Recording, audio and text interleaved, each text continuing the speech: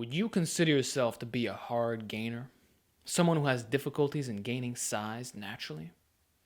If so, allow me to explain what's really going on here.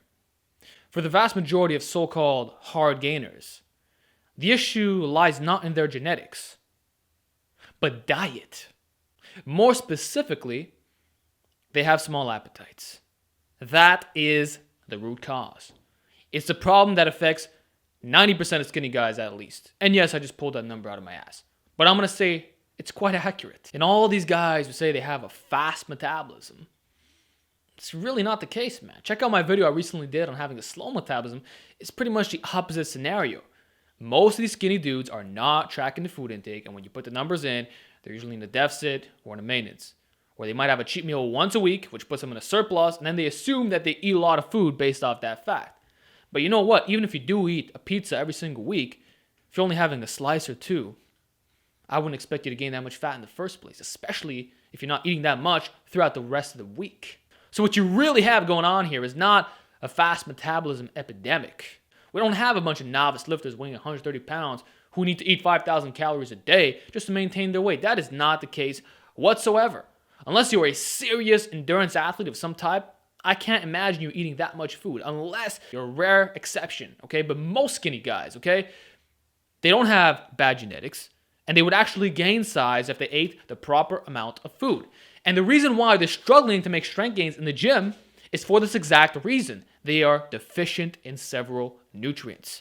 They're not getting their macros or their micros, and their TDEE is all over the freaking place. You could be running a great program, and you might make a little bit of gains at first, but if your diet is absolutely terrible because you're unable to fill the requirements that you need on a day-to-day basis, you will not gain any size. So it's not that you're an ectomorph, all right? I reject that term. Certainly there are some individuals who have smaller structures, maybe narrower clavicles. That happens. Or the muscle belly fullness is not on point, or the insertion is not on point. Hey, I was not blessed with the arms, but you know what? I still got several inches of development on them.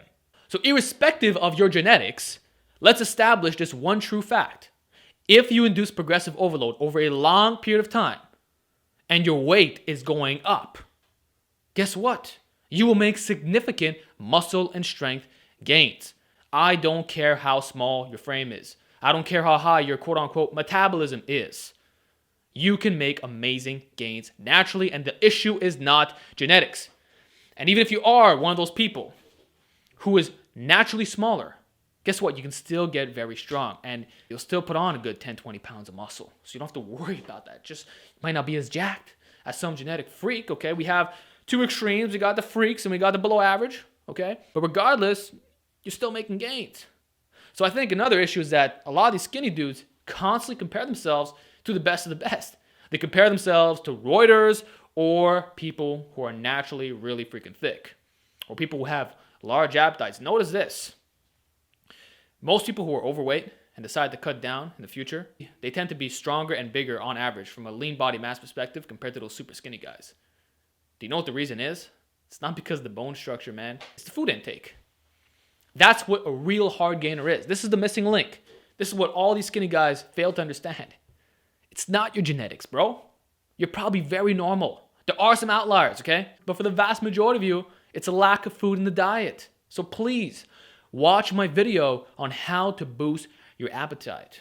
I provide some amazing solutions that will make a big, big difference. Let me tell you. So what I can say is this. It's not your frame. It's not your genetics. It's not a fast metabolism. It's just a super small appetite. That is the truest definition of a hard gainer. So stop with all this, oh, I'm an ectomorph. I need 5,000 calories a day and I weigh 130 pounds. No, you don't. Track your calories every single day. Accurately find out what the truth is. If you're a teenager, your TDEE might be a little bit higher, but that's just because your body's growing. It's not because you're a hard gainer, all right?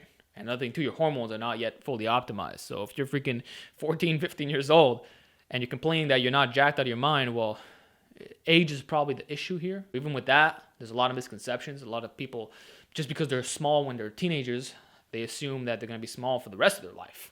I knew a lot of guys growing up who were freaking twigs. Now they're jacked out of their minds. And there's plenty of testimonials online. People, I mean, we love seeing it, right? The before and after. You see them when they're like really young, they're little kids, then you see them really jacked. Come on, bro. If you're really young in age, let's not use that argument.